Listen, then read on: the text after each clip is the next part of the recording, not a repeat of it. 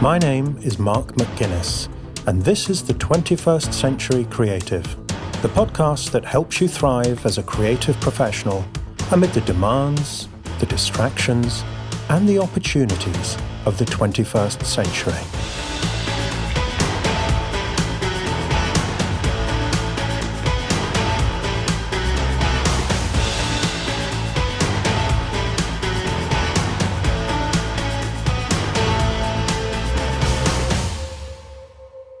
Welcome to Season 5 of the 21st Century Creative. Goodness, how the world has changed since we were last together.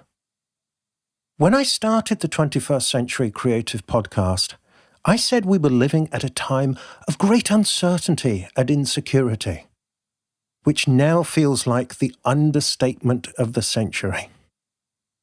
Looking back at Season 4 last year, it feels like it exists in a lost age of innocence where we took so many freedoms for granted, not to mention our health and the lives of people who are no longer with us.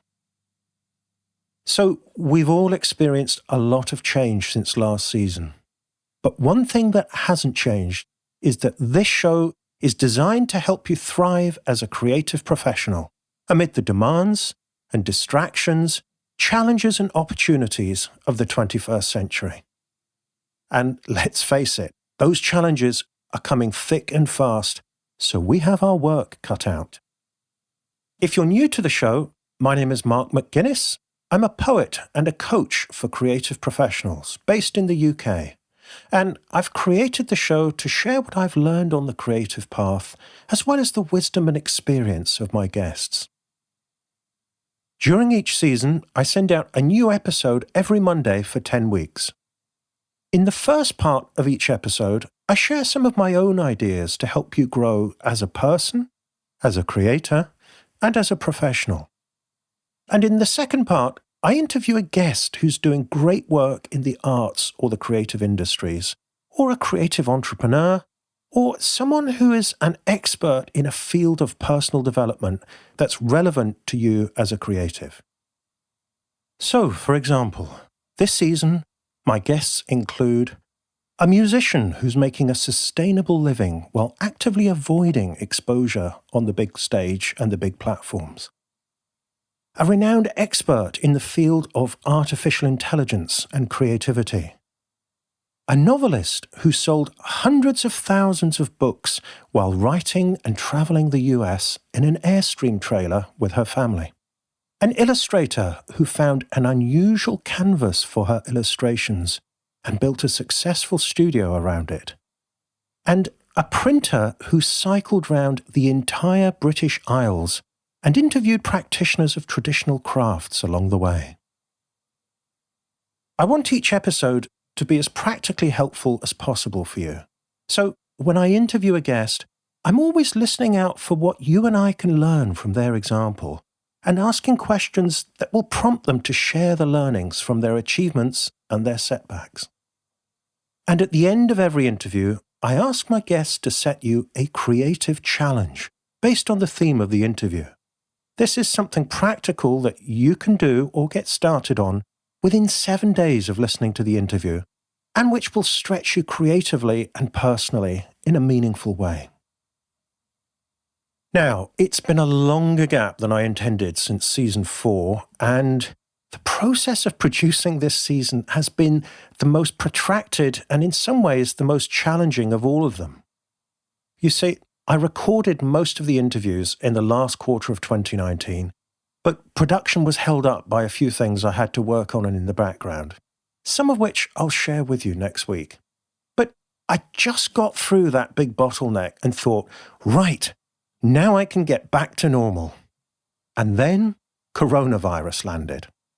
So my first priorities were obviously to make sure my family was safe and deal with the challenges of lockdown, and also to help my coaching clients come to terms with the disruption, which in some cases was severe. But when the dust had cleared a little and I got back to the podcast, I realized I had a whole season of material that didn't mention the pandemic. Starting with the interviews, I'd recorded 9 out of 10 interviews, and I decided to leave them as they were because they're all great conversations about evergreen topics that are still relevant for us now. In fact, some of the ideas in the interviews are even more relevant right now. And in these cases, I've said something about this in my introduction to that interview. Another reason for leaving the interviews unchanged is, I think with corona overload, it will probably be a refreshing change to listen to a conversation that doesn't mention the virus. There is one interview that I did record post-COVID, so in that case you get some great insights from my guest about the challenges we're facing. But apart from the interviews, I decided it was important to rewrite large chunks of the rest of the show. I mean, it would have been a bit weird and not very helpful to put out an entire season that didn't mention the virus. So, particularly in the first few episodes of this season, I've shared some thoughts in the first part of the show about how we can all start to come to terms with a new reality and use our creativity and our resilience to see us through. Inevitably, that meant yet another delay to the show, but I thought it was worth it to create a season that would be as helpful and relevant as possible. These ideas came firstly from my own experience of adjusting to the disruption, and fortunately it turned out I was better equipped than many to deal with it, because I've been working at home for many years, coaching clients via video call and the internet, so thankfully I've been able to keep working and serving my clients. I know a lot of people have had extra time on their hands during the pandemic and they're putting it to great use, but I've actually been working harder than usual, and I'm very grateful that that's the case. And a lot of the ideas I'll share with you this season came out of serving my clients, helping them to stay calm, focused, and creative in the eye of the storm. In a few cases, they had to reinvent their work and their business very quickly, so I can certainly say the ideas have been tried and tested. So, I've done my best to make Season 5 of the 21st Century Creative a source of ideas and encouragement at a challenging time for all of us, and I hope you find it helpful and sustaining over the next 10 weeks. And if you want some more help in rising to the challenge, there are a couple of ways I can do that, one of which is brand new for this season. As always, my coaching practice is open. I currently have a small number of places available, and as always, these are for experienced creatives who typically have at least 5 to 10 years experience and who want to raise their game big time. So, if that sounds like you, and you're interested in getting my help as a private coaching client, the first step is to go to 21stcenturycreative.fm/coaching questions and answer the questions on that page. Now, as I say, I only have a few places available for one-to-one coaching, and there's a limit to the number of people that I can fit on my schedule. I also realize that not everybody wants that level of support. And particularly right now, there are probably more people than usual who could do with a little help on a smaller budget. So, this season, I am stepping up my commitment to you via a Patreon membership, where I will help you stay focused, motivated, creative and productive, whatever the century throws at us. And that means I'll be creating a series of exclusive videos for 21st Century Creative members. At the start of a new podcast season, I'll be inviting you to look ahead at the 10 weeks that the podcast will be running and set yourself a goal for what you want to achieve during this time. We'll check in during the season to hold ourselves accountable for progress on our goals. And I'll also be doing Q&A videos, answering questions from members about their goals and challenges, and also about issues that come up in the podcast episodes. So, if you enjoy the podcast and you want my help applying the ideas to your own situation, this is your chance. A Patreon membership is something I've been planning for a while, and the timing feels good in terms of being able to help more of you than I can through individual coaching, and for you to get my help without the kind of commitment that coaching involves. And to make it as accessible as possible, especially right now, I'm launching it on a pay-what-you-want basis with a minimum contribution of $1 per episode. So hopefully that means if you want to do this, then you can. You can find out more about the Patreon membership at patreon.com/the21stcenturycreative. And I'll tell you a bit more about it later in today's show. But right now, let's get started on Season 5 by looking at the big challenge we're all facing and how creativity can help us make it through.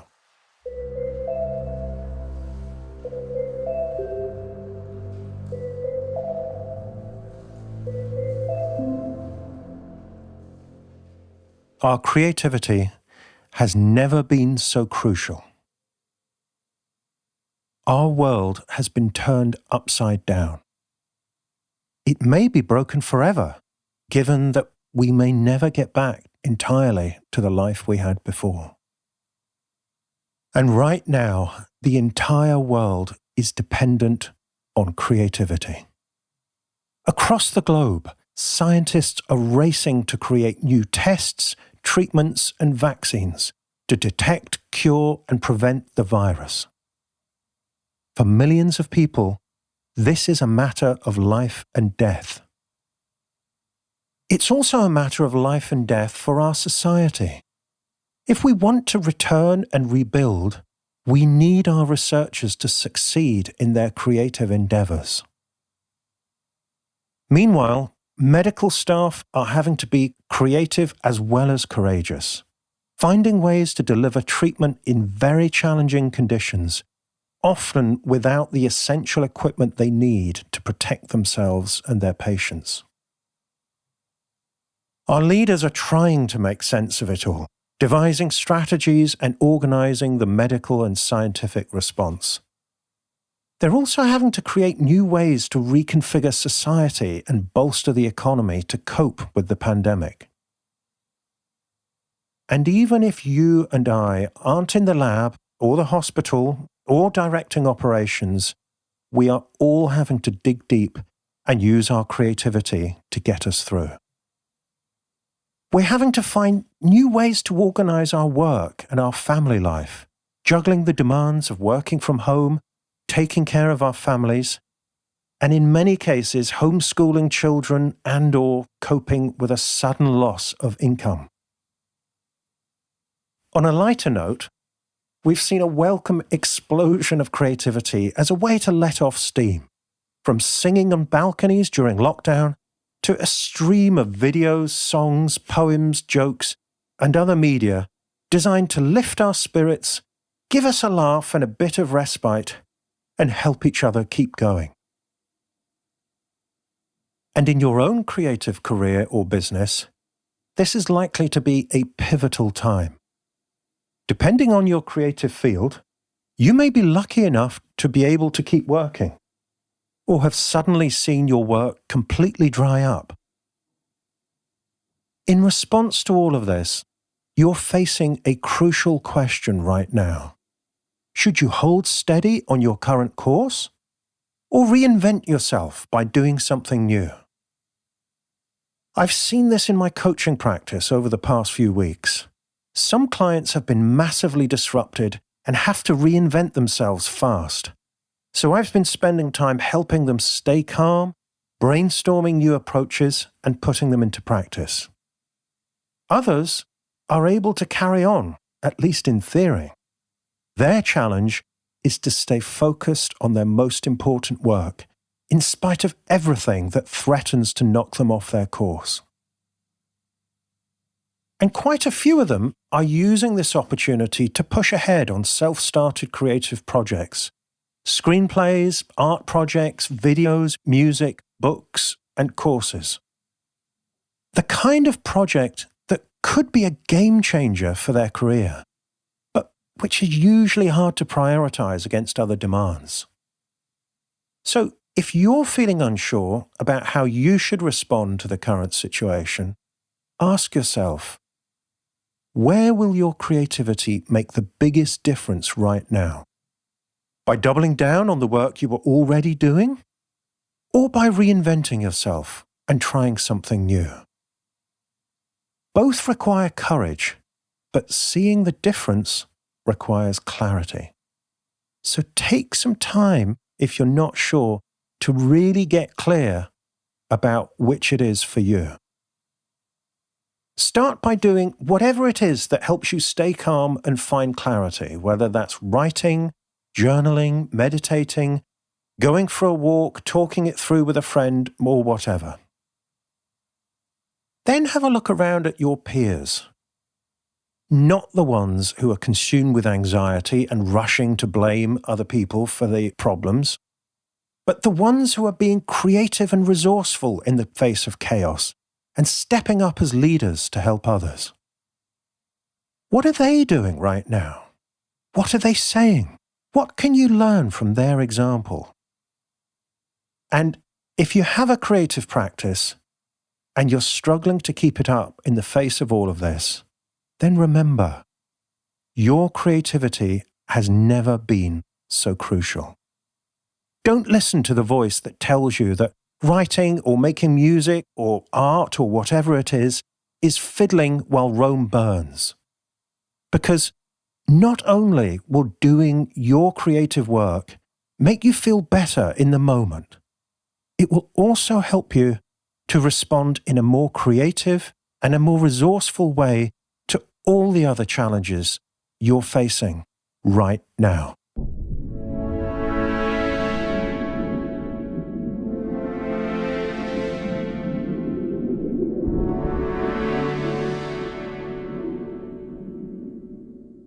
So, as I said earlier, this season I'm stepping up my commitment to you by launching a 21st Century Creative Patreon membership designed to help you apply the ideas from the podcast to your own situation.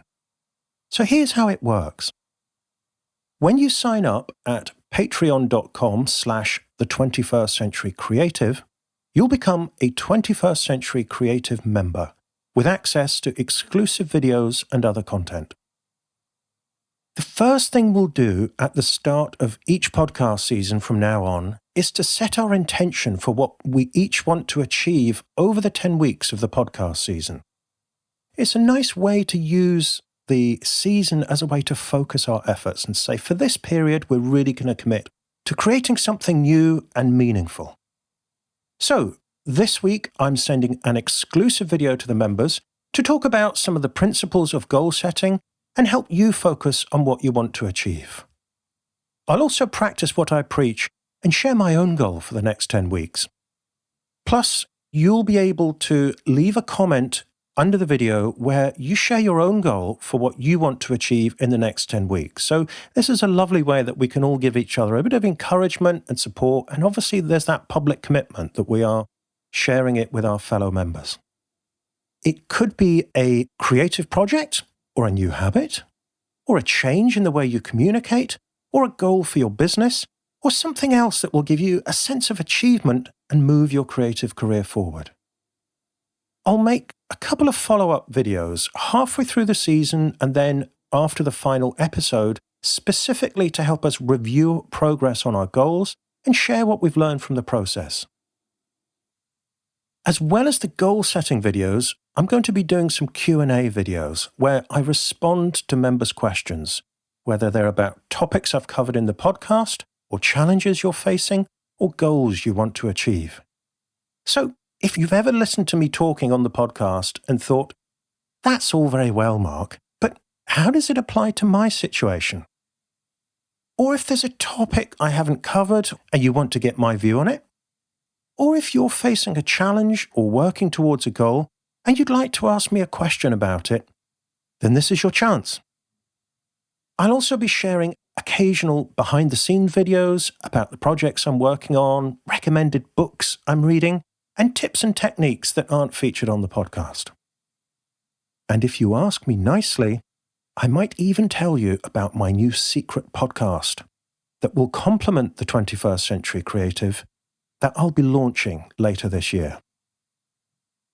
Now, in terms of the membership fee, I was originally thinking I'd have different levels of membership where you get access to different stuff depending on how much you pay.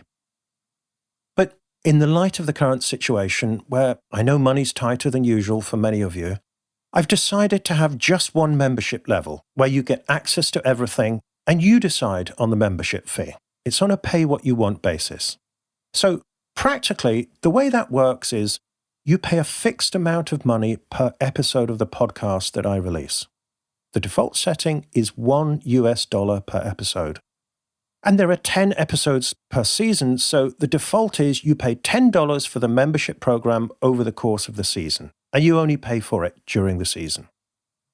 You do have the option of increasing the fee you pay per episode, and that will of course be very welcome if you have the means and the desire to support the show at that level.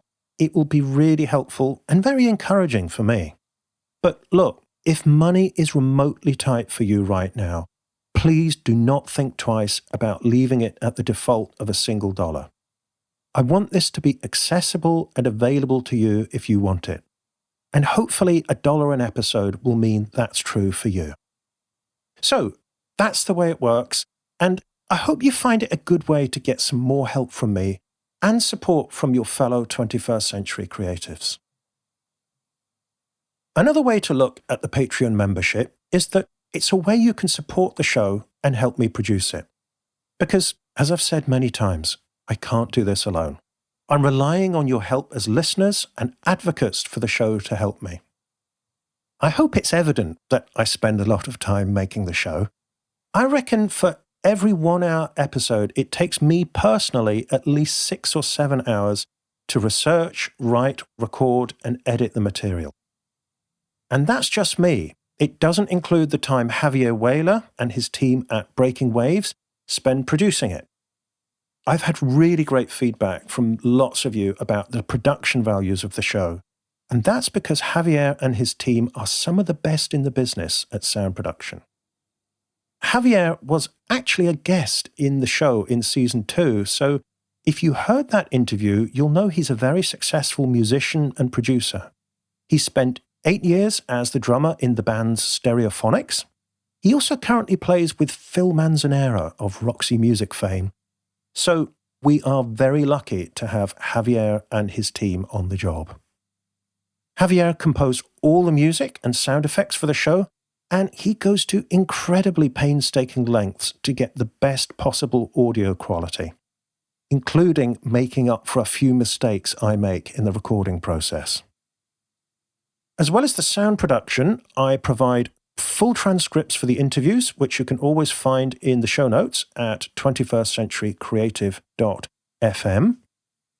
I tried various automated solutions for this, but they weren't accurate enough. So I hire a human transcription service to transcribe every episode, and then my VA, Alexandra Amor, goes through every interview with a fine-tooth comb, checking for mistakes and formatting them nicely for the webpage. I know not everyone reads the transcripts, but it's important they're there in terms of accessibility. And I have a hardcore group of people who say they hate listening to audio, but love reading the transcripts.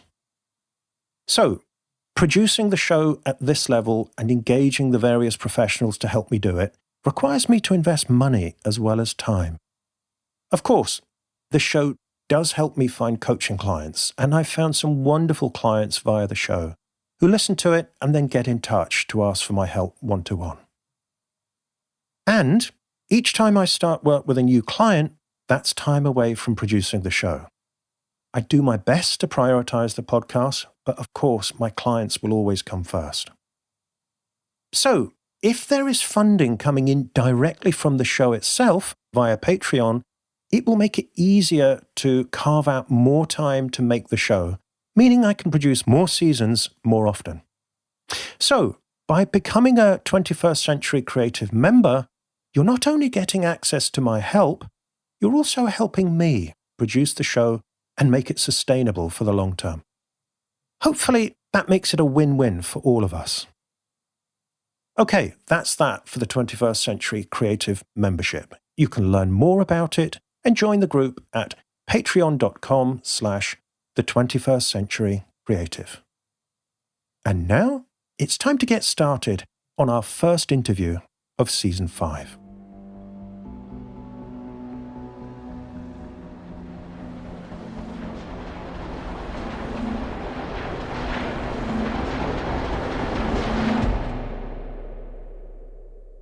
John T. Unger is an artist who makes art on a big scale, and an artist who takes full advantage of the opportunities of the 21st century to both make and market his work.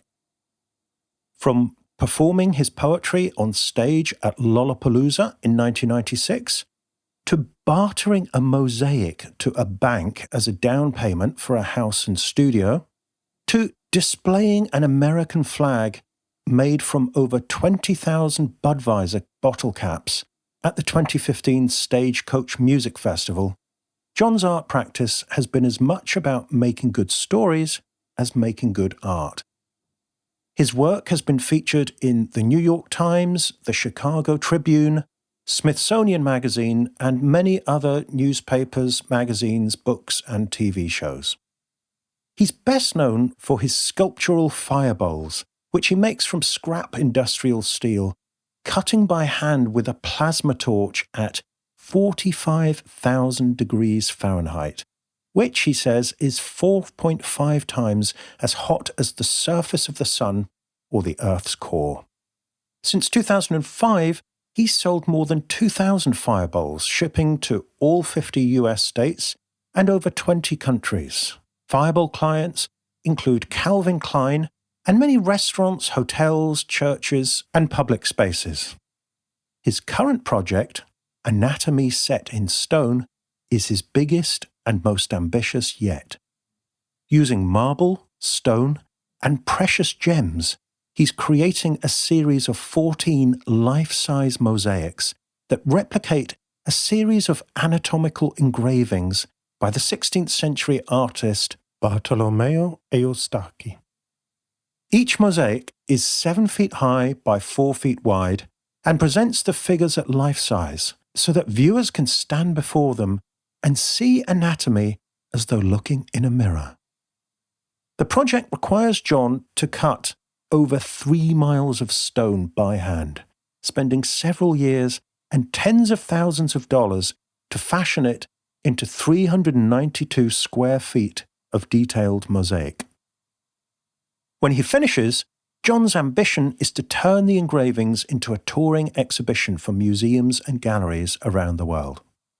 I first met John back in 2009 when I interviewed him for my blog, and we've stayed in touch ever since.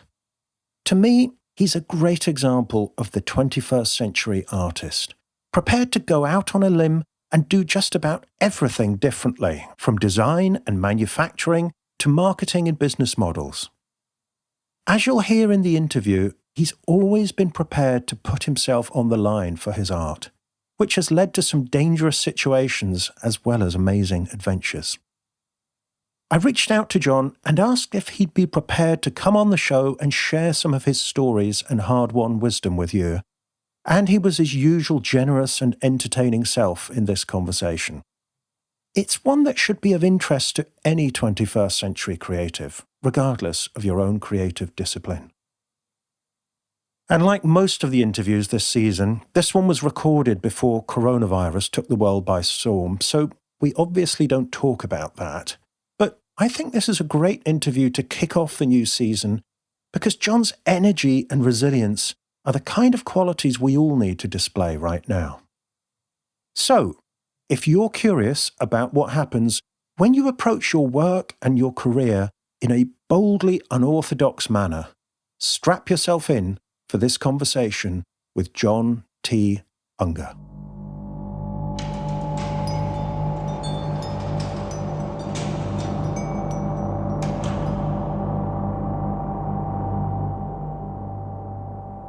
John, at what stage did you start to think of yourself as an artist?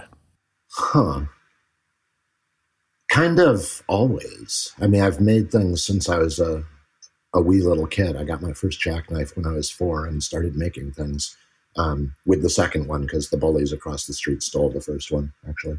But the McNally brothers. But they didn't stop you. No, nobody can. Nobody has. Anyway, no, I've always made things. And initially, my big love was reading, but I've always loved making things too. And I thought I wanted to be a poet for a living. And I spent about 15 years trying to do that, even winning a poetry slam and performing live on stage at Lollapalooza. But, and I was invited to tour with the show, but it was at your own expense. You weren't being paid. You couldn't work while you were doing it. It wasn't. And that was the thing with poetry is, literally I would have people come up to me at readings and say, oh, that poem changed my life. And I'd be like, hey, I've got a book of them here for $6. And they'd be like, nah. And I'm like, okay, I obviously didn't change your life enough, buddy. Not so much as a hamburger's worth, But, I spent a lot of my late teens and 20s trying to find ways not to have a job so I could focus on poetry and reading and writing, all day, every day. And there was always a side hustle. That's a familiar scenario to me, yeah. Right, and so, at one point in time, I was making jewelry and hats in Seattle and selling them on the street so I could be a poet, or I was playing music in the street, busking, playing harmonica so I could be a poet.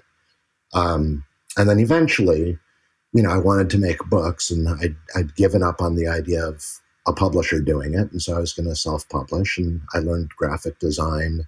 And then I did that for a living, while I wrote poems. And then I started doing artwork, partly because I really wanted to own artwork and I couldn't afford the stuff I liked, which in retrospect is sort of, mostly I liked African and Haitian work that's pretty affordable as art goes, but not if you're a poet.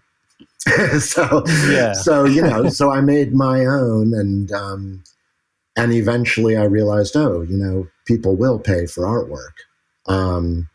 And when we had the first big crash of the internet, around 2000 or whatever, all of the design work dried up, and I'm like, I'm not going to invest in learning to do something else for dollars. What I'm going to do is I'm just going to go full-time into making art. I'm going to do that. I'm going to pay my bills with it. I'm not going to work. And I sort of realized, if I took the 8 to 10 hours, depending on commute, that had been for a day job and spent that time learning how to sell and market my artwork and doing that, then I could spend all night making the artwork the same as I'd been doing while I had paying work. It was really sketchy. I had to couch surf for a couple of years, but I made it work, and I had a lot of friends at that time who had gone to art school. I started really doing the art in Chicago, and it was a great place. I was in a neighborhood called Pilsen, which was where all the artists moved when Wicker Park gentrified. So there were probably 500 working artists, some of whom were making a living, most of whom weren't. But it was a great community for me to learn how to not just do the artwork, but how to get into shows and court galleries and, all of the business and social parts of it that I wouldn't have known because I was self-taught. And so right from the beginning, you made a conscious decision to address both sides of this, the making of art, but also the business and social aspects of it. Yeah, and I'm better at some parts of that than others, which is probably true for everybody. Mm-hmm. It's funny because a lot of the time in an arts community, or at least in the one where I was in Chicago, the art buying public was, people were at odds with it. It was like people felt like, oh, it's people who come down to our dicey neighborhood from the suburbs, and we have nothing in common, but sometimes they buy art. And, at first you sort of roll with that, and then you go, well, wait a minute, A, they're making a trip to your part of town, which you're not doing for them. Mm-hmm. And B, they wouldn't be here if they weren't interested in the art. And if they're interested in it, especially enough to give you money, then, odds are you do have other things in common. Mm-hmm. And over the years, that's proved very true. Like, some of the customers I have, just click a button on the internet and there's, they buy a thing, I ship it to them. There's no communication. There doesn't have to be. But the people I have interacted with, for the most part, have been really cool people, you know. And some of them have actually become friends. You know, some of them I'm just like, well, thank you for making this possible. Well, they obviously have really good taste, right? I like to think so, right? So, no, but you know, it was that sort of early period where I left Chicago because I lost the paying work I had, and everything fell apart. I lost my place and the end of my thumb and my girlfriend, all of the things. And I went back to where I grew up because there was some free rent there, but there really was no culture. I mean, it's the top of the Lower Peninsula of Michigan. It's 6 hours north of Detroit. There's just, yes, there are artists. But because it's a very conservative place, it's, mostly going to be landscape painters and things, which is fine, but not my thing. And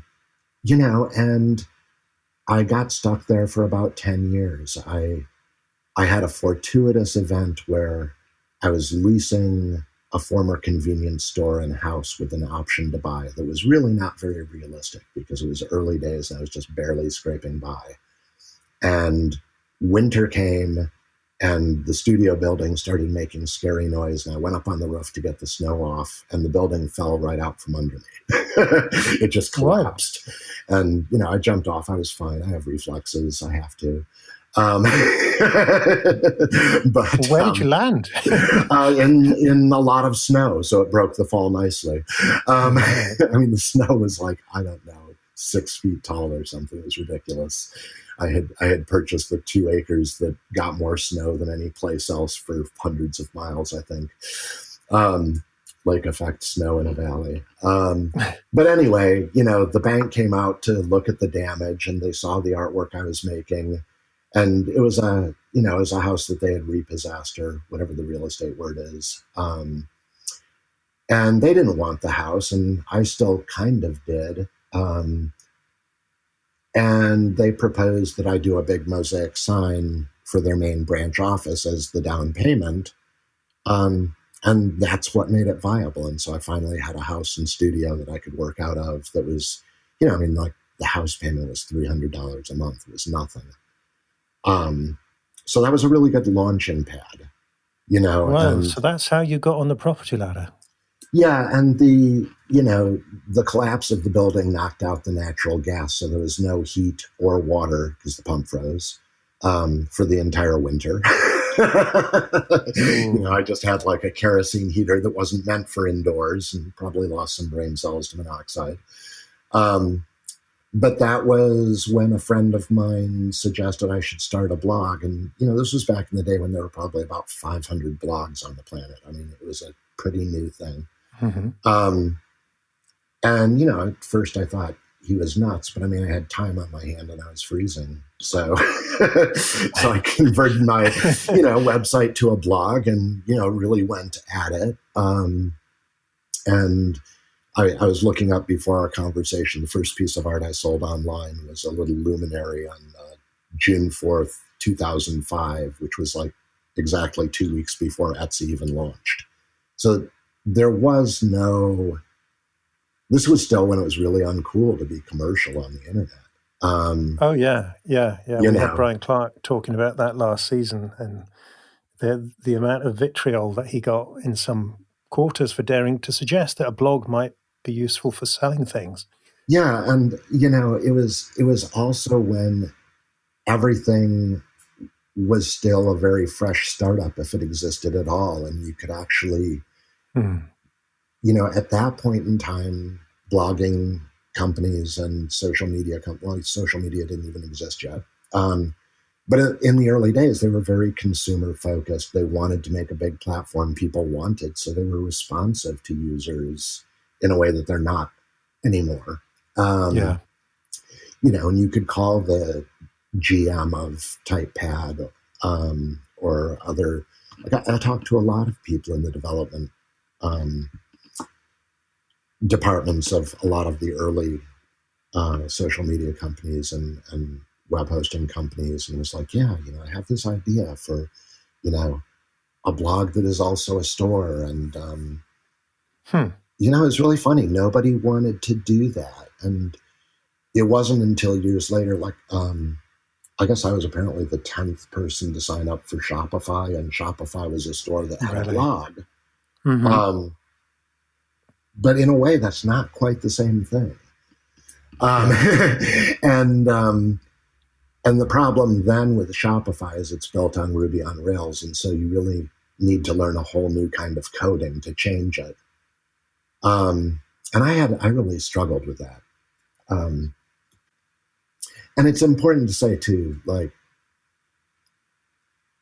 I was pretty motivated to make decent money in the beginning because, A, I hadn't had any, B, I had bought a house, but a house that had fallen down. And the rest of the house seemed like it might do that any minute. Mm-hmm. And I really needed to get out of there into a better place. So I needed, to save up for a down payment on a real house. Then we looked at a bunch of different places, and eventually we wound up here in Hudson, New York. Again, thanks to somebody I met through blogging, Marianne Davis, who's a potter, who, I met on the internet first when she was blogging in the early days, and then, at South by Southwest, and met her in person. And she's like, oh, you should look at upstate New York. You should look at Hudson. And I sort of had always just assumed that everything north of the city was $1 million homes for weekends for people who lived in the city. But honestly, a lot of upstate New York is former mill towns that are rather affordable, or were. So, we wound up here. It would have been nice to get here 10 years earlier, but we have a, beautiful 150-year-old farmhouse on top of a little mountain with a view of the mountains. And it's a big 3,000 square foot barn that's probably about 150 years old. That's the metal shop. And a little barn for storage. And sadly, the mosaics I'm doing and the steel work that I do can't happen in the same place. You can't have marble dust on your welds, and you can't have rust on your stone. So I've kind of commandeered half of the ground floor of our house for the mosaic studio. And, fortunately I married somebody who knew what she was getting into with an artist. And who's very supportive. And, we didn't really use the living room and dining room anyway. We don't do that much entertaining. So you've got this setup where your work and your life are really intertwined. And I mean, we're recording this interview a little later than most interviews, as I gather you work pretty late. Maybe you could talk us through your working day, and maybe it goes into the night as well. Oh, it does.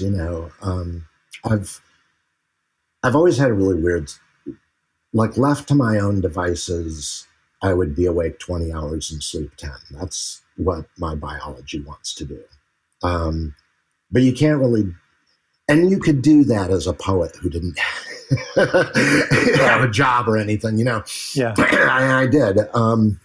But if you want to have a marriage and a business, you really can't have your day shifting forward 6 hours every day.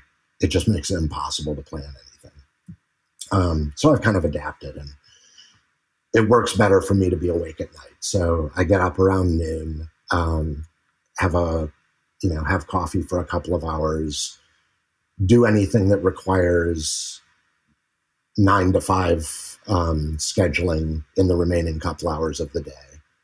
And then, Marcy and I sit down together to dinner pretty much every day. In the early days, the art always came first, and that's why all of my ex-girlfriends are ex-girlfriends. If you did an entry poll and an exit poll of those relationships, why did you date him? Why did you leave him? The answers would be exactly the same. Oh, he's so creative. Oh, he's so dedicated to his art.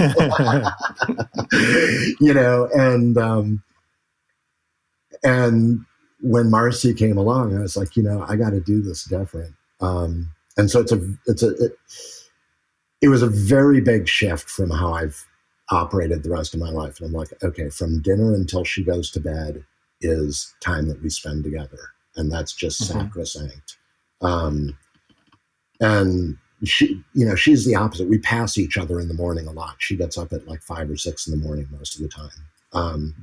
So what works really well is actually we have a really good block of time that we spend together, and we see each other throughout the day, or we used to when she was unemployed. She's a nurse now, so now she's got jobs or she's got work. We get time to be to ourselves, which we both appreciate, and we get time together, and it works really well. But anyway, so then she goes to bed, and then I'll noodle around for an hour or two, and then get going on the mosaic, and usually work until like 3 in the morning, and spend a couple hours winding down with some whiskey and streaming media, and go to bed. So that sounds like a perfect routine. It's it works out. If I were more ambitious, I would do things differently, but and I did, and that's the thing. When I was in my 20s and I had nothing and I really wanted to have something, I would go to the day job for 10 hours, including commute, and I would work another 10 hours at night in the studio, and I would sleep 4 hours and do it again. And, there's a lot I don't even remember from that period of my life, because if you get no sleep, your brain doesn't do a lot of long-term memory. Right. It's all a bit of a blur. Okay, so you touched on the mosaics, which I want to come back to. But before we get there, the thing that you're best known for over the years has been the Great Bowls of Fire. Mm-hmm. Can you tell us a bit about what they are, where the inspiration came from, and how that side of your work works? Sure. I mean, those have been, I've been doing them for about 14 years now. And the inspiration was, when I started out, I was using recycled materials almost exclusively for all my art. And part of that was, an ecological idea. Part of it was that it was more affordable when I was starting out. Part of it was that I just have this deep, abiding love of objects and materials and historical things. And I spend a lot of time looking at objects and materials and thinking about them. And when I see things, a lot of my early work was turning one thing into another. And it was sort of this alchemy. And I thought, like I made masks out of shovel blades because they're shaped like a face. That was cool. And so on. So I was in the scrapyard shopping for materials and saw them cutting up this propane tank. And the end cap of it fell off and became this large bowl. And I was like, oh my God. Because making a giant bowl like that isn't something you can do in any art studios. There's like about 6 factories in the US that stamp these things out with a big stamp the size of a house. Right. And there aren't 7, or, maybe there are, but there aren't very many. And so I saw this thing, and immediately I had the idea for the Great Bowl of Fire, of cutting flame shapes around the edge of it to make it into a bowl that you would have fire in, a fire pit. And at that point in time, nobody had ever done anything like this with that. Obviously, there were fire pits, but there weren't very many artistic ones. They were mostly mass-produced, or they were masonry and custom built. So I had this idea, and I loved it because it's like, okay, I'm taking this container for flammable gas and using a torch to cut flame shapes in it so that you can have a fire in it that you could even plumb for gas if you want. It was just like fire all the way down. Mm-hmm. And that's a big part of how I think about the work I make, is because I started as a poet, and because that was so much about metaphor, and because the art that I studied most was African and Haitian art, which is mostly, got some religious component and so has meaning. But the materials used in that kind of work, there are a lot of puns, there are a lot of, metaphors where power derives from the thing having these characteristics. And so that's really informed what I do going forward. And so I came up with this, Great Bowl of Fire, and I thought it was really neat. It got a mention on Boing Boing. That was cool. Years later, it got into the New York Times, and that sent us about, $50,000 worth of customers or more, which was nice. Then again, it got on, it was in the middle of the business section and generated somewhere between $50,000 and $60,000 worth of orders. I mean, people still mention that article to me when they buy sometimes. It was on the front page of the home section, a different fireball, but one of my fireballs, a different design, between Christmas and New Year's one year. And that was $850 worth of sales, because that's the beginning of first quarter, which is slow for us. Nobody buys anything between Christmas and their tax return. So timing matters. That's just an interesting thing, how much timing matters. Yeah. It should have done better on the front page of the home section, but no. So,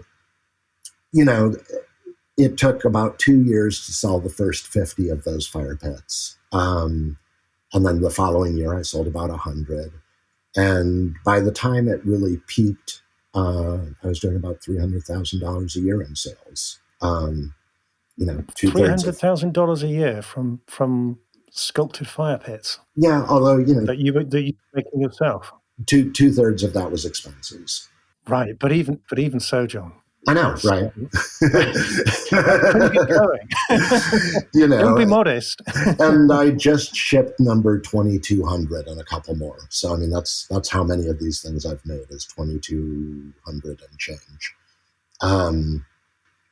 Anyway, so for maybe almost 10 years there, it was almost nothing but fireballs, and I still made the occasional piece of art on the side when I was inspired by it, but I was really putting all my energy into the fireballs and the business and growing it, because that's what you do in America, although I've rethought that.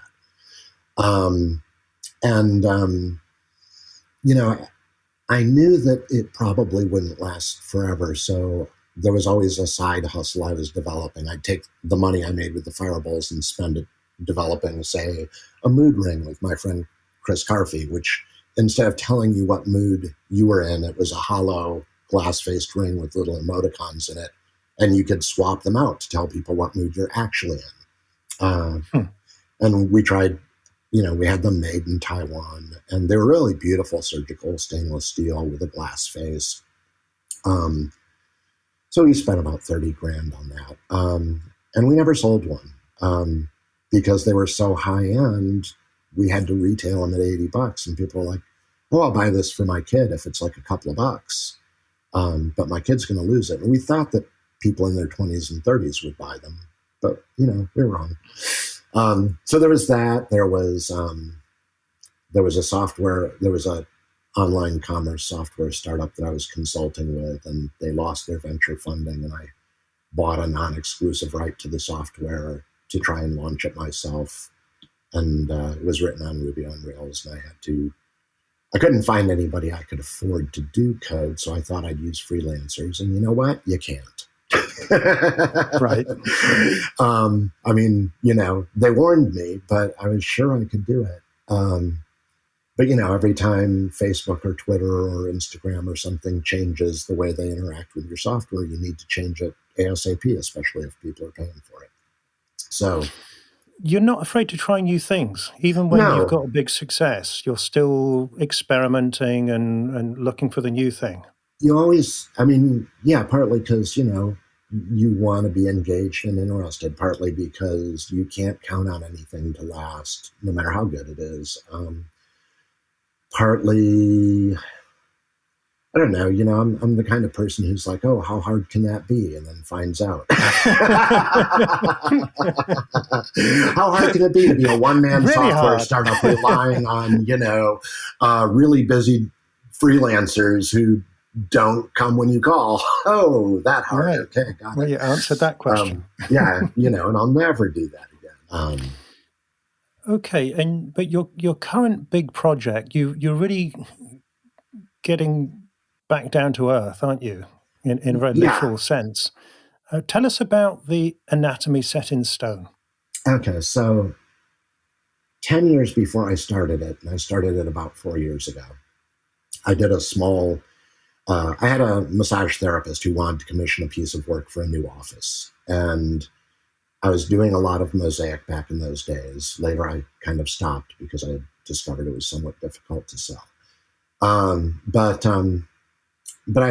I had done this piece for him. He's like, "Oh, I'd like a mosaic for my office." And I was like, "Oh, we should do one of an anatomical drawing because marble comes in exactly the right colors to do that."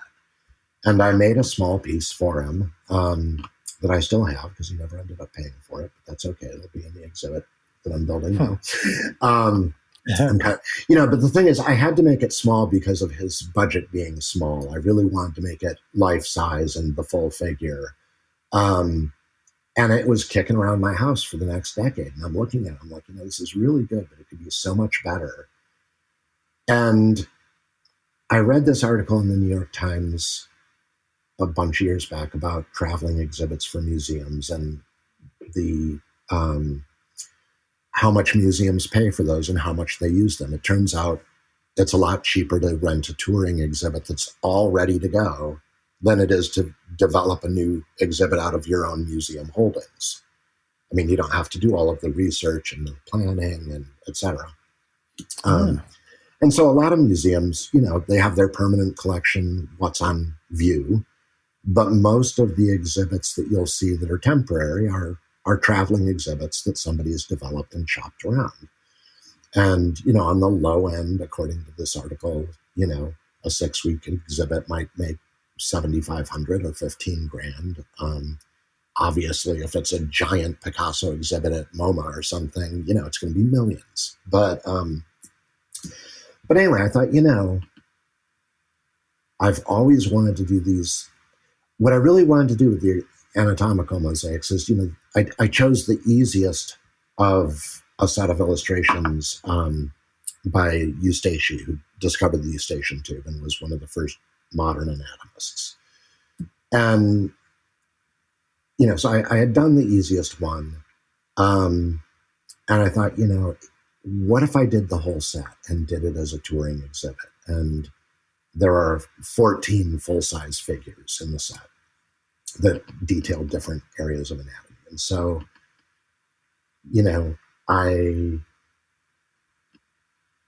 I felt like, I had not been doing... Well, actually, it came out of two things that happened. One of them was Stagecoach Music Festival, which happens in the same place as Coachella.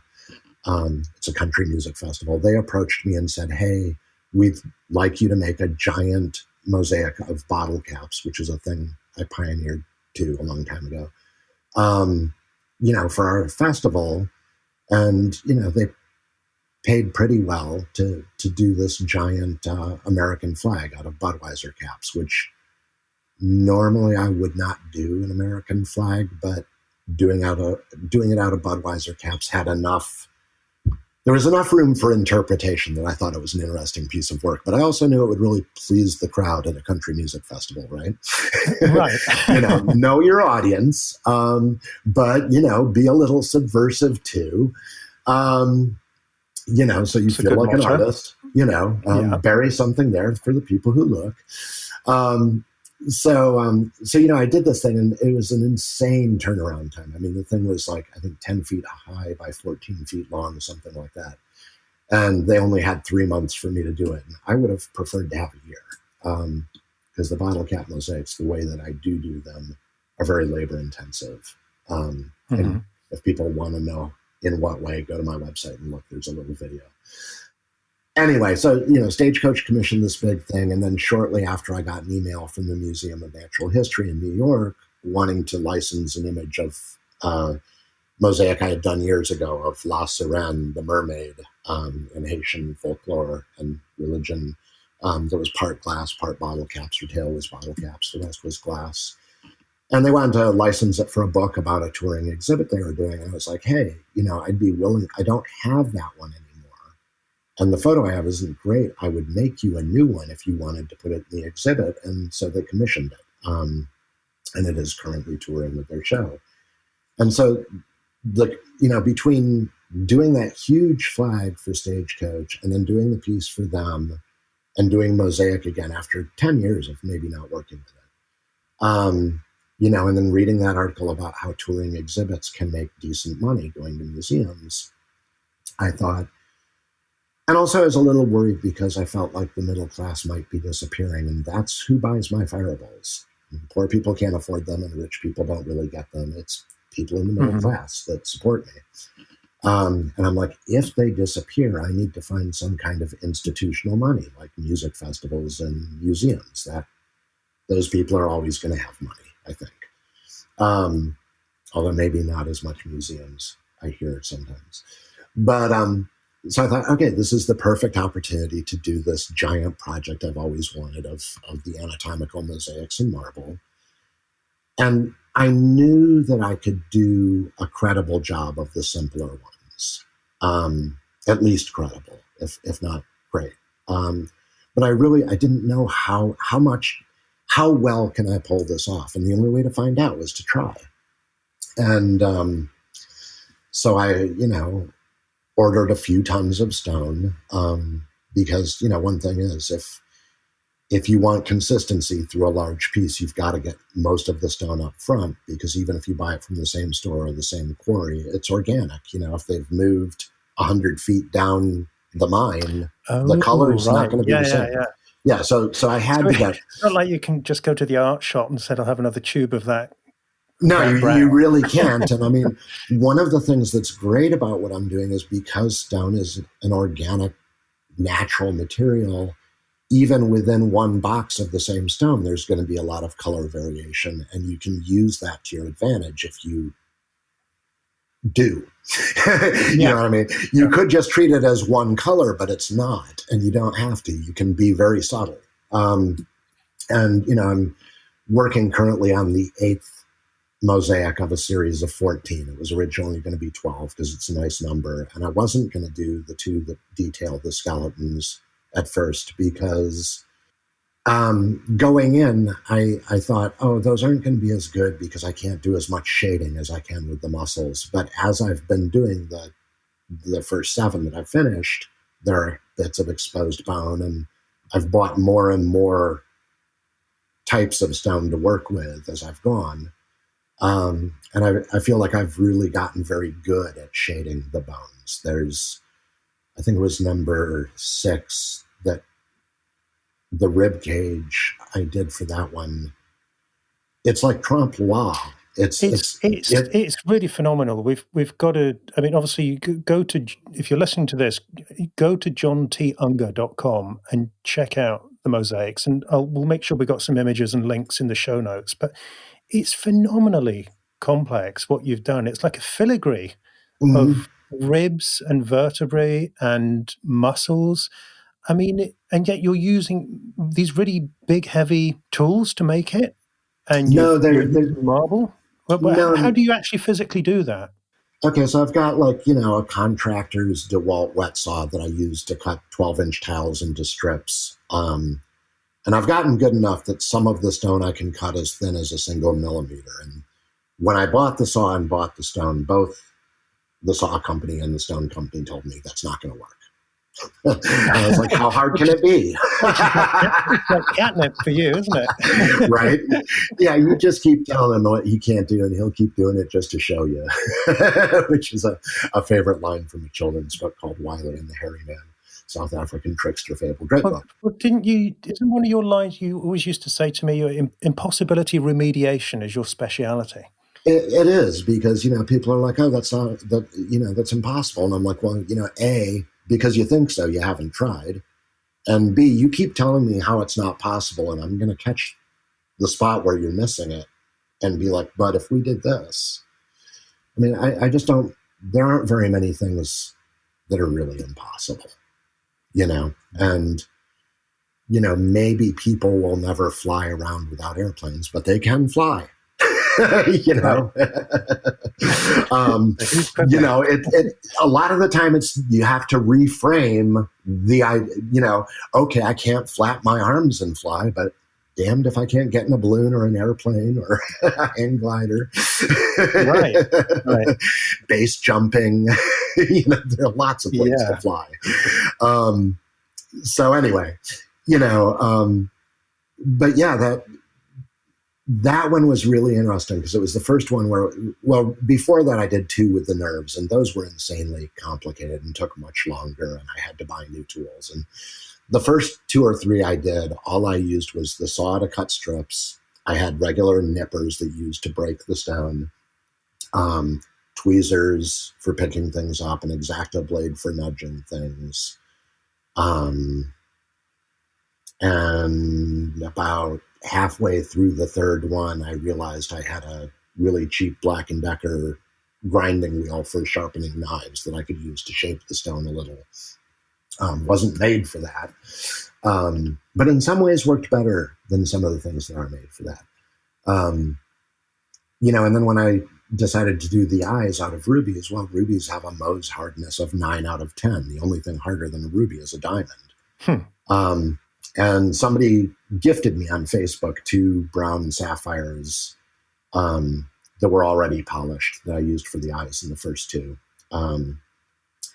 And yeah, you can't cut those with towel nippers or with a carbide grinding wheel. I ended up holding them up to the wet saw for cutting tile, which is horrendously dangerous and stupid. Don't try this at home, folks. Yeah, don't. I'm holding with my fingers a little tiny ruby the size of your iris in my fingers to a very high speed 10-inch diamond saw blade, but it worked. Well, that's good. You live to tell the tale. So. Well, an example, too, of when I said in the beginning, you have to buy all the stone at once. I did not buy enough of the blinding white marble that I'm using for the nerves because I didn't realize I was going to need as much of it. And I also thought blinding white marble that's perfectly pure white should be easy to come by. Not so much, it turns out. And I bought some from the same quarry, from the same store when I started running out, but it's got a yellowish tint to it. It's not the same. But that was good for doing the discs in the spine of this one, which are also white, but not quite the same white as the nerves. So I found a use for it, is what I'm saying. But also, I don't know, I've got precious little left to do the nerves, and I've got to get them all done. It's nerve-wracking. Okay. And how many have you done, and how many are there left to go? There are 7 completely finished. There is one that is very close to done. I have the face, the hand, and below the knees to the feet. I'd love to say that's going to be done in a couple of weeks, but it's probably going to take another month. And I've been on it for about 3 months, maybe 4.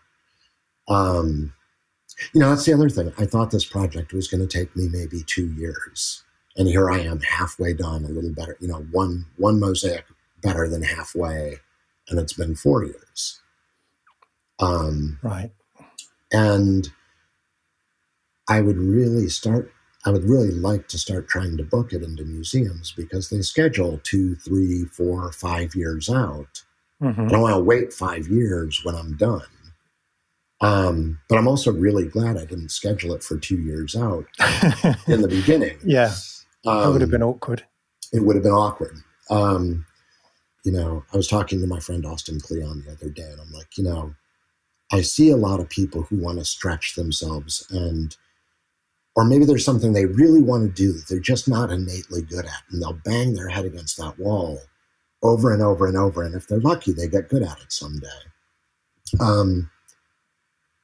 But I feel like the thing to do is, look at what you are good at and then do that and keep raising the bar. Do what comes naturally to you that's easy, and then just keep making it harder and harder. And I think that's a good recipe for doing really good work. Apparently cyclists have a saying, it never gets easier, you just go faster. Right. And so, like, I don't think of myself as someone who can draw. I can, but it's not my strength. And so that's not what I focus on.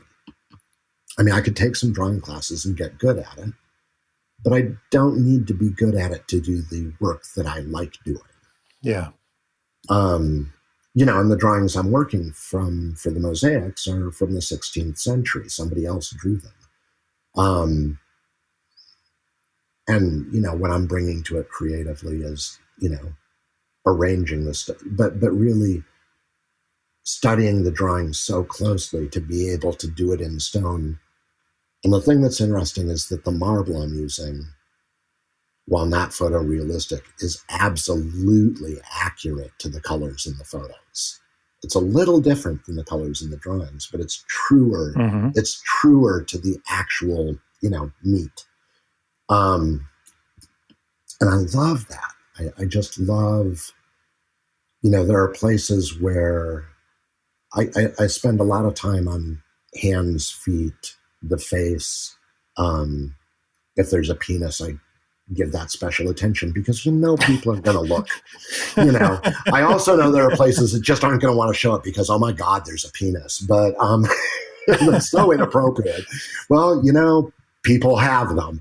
And there is one on the seventh mosaic I did where it was sort of two-tone, and I could have used two different colors of stone for it and made two pieces.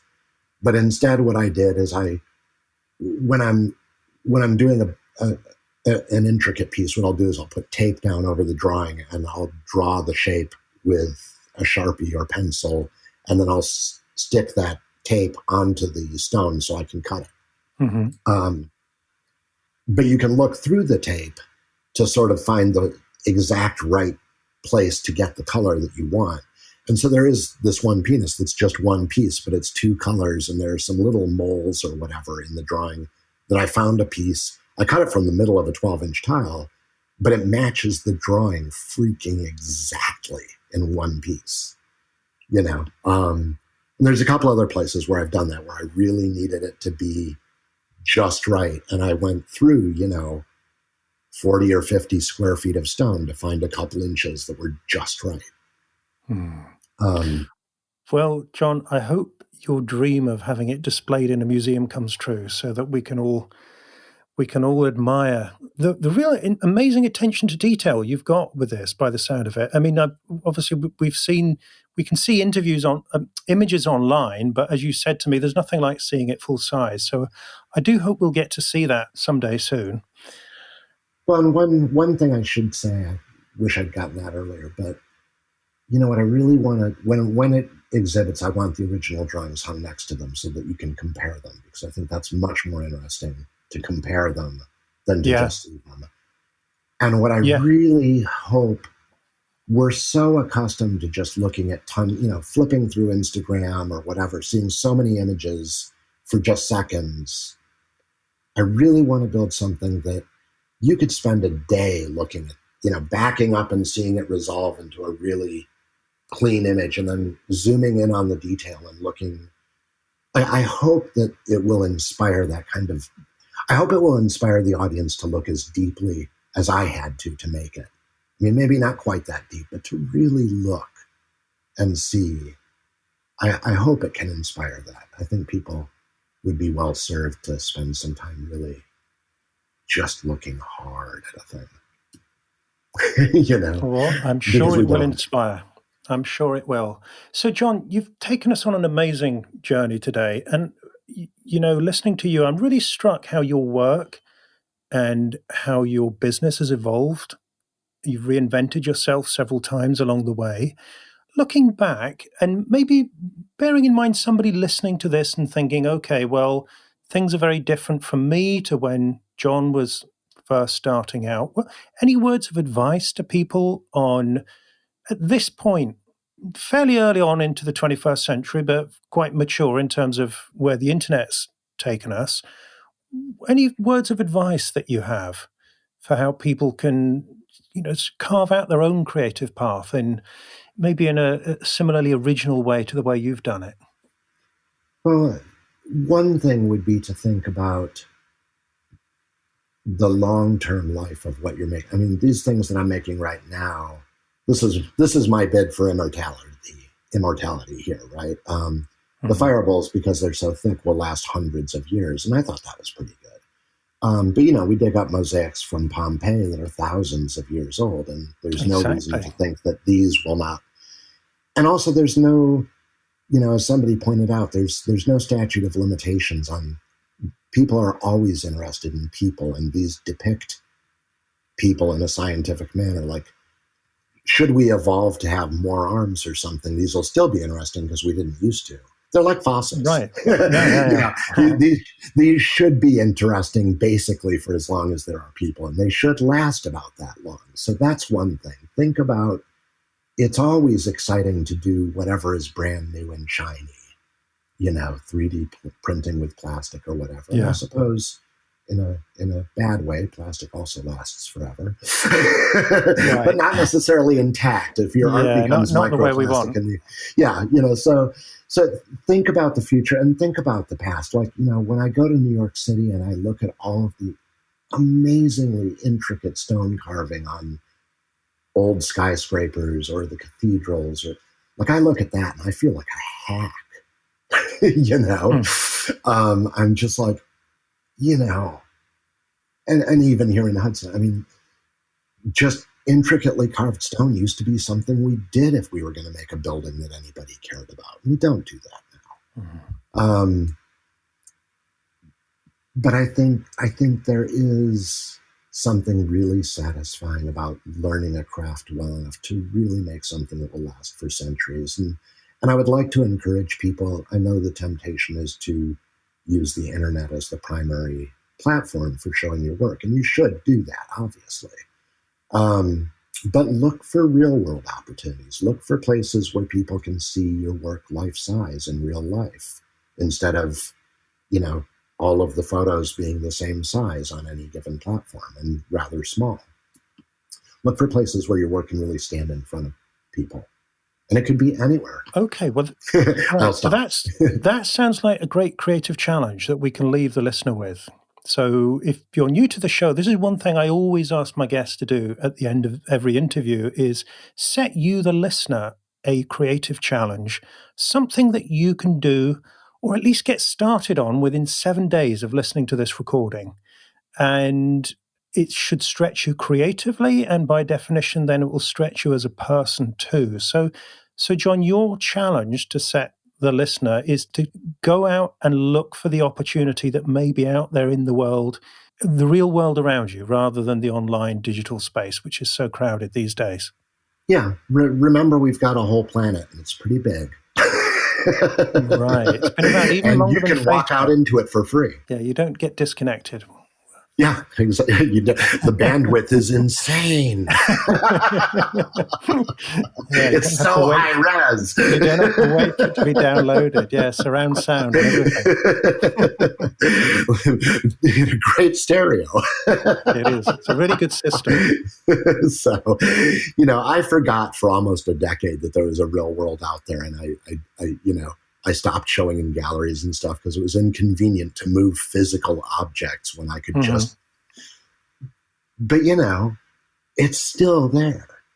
And, honestly, I think because everyone's focused on the internet more than anything, there might be more opportunity now in the physical world than there was for a while.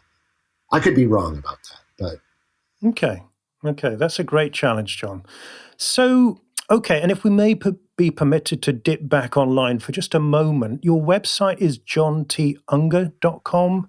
Correct. I really encourage anyone who's listening to this, go and check out the amazing images and videos on John's site. It's not as good as the real thing, but frankly, it's better than not looking at all. And anywhere else that people can go and engage with your work, John?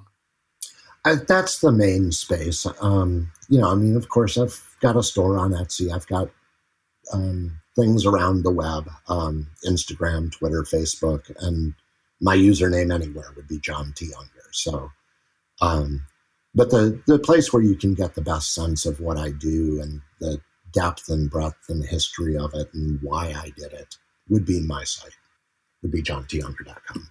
Excellent. So, John, as always, it's been a real pleasure talking to you. I've learned a lot. I've been entertained by your stories, and I'm sure I'm far from being the only one today. So thank you so much.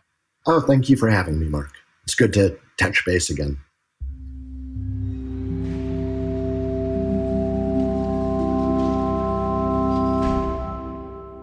You have been listening to the 21st Century Creative, hosted by Mark McGuinness. You can find the notes for today's show, as well as all the backlist episodes of the podcast, at 21stcenturycreative.fm. If you enjoyed the show, then I hope you'll subscribe in iTunes, and I'm always grateful for your reviews and also for sharing the show with your friends and followers. If you'd like my help applying the ideas in the show to your own situation, you're welcome to join us in the 21st Century Creative Patreon group at patreon.com/the21st-century-creative. And if you are an experienced creative and you're curious about getting my help as a private coaching client, then the first step is to go to 21stcenturycreative.fm/coaching questions and answer the questions on that page. And I'll be in touch with you as soon as I've reviewed your answers.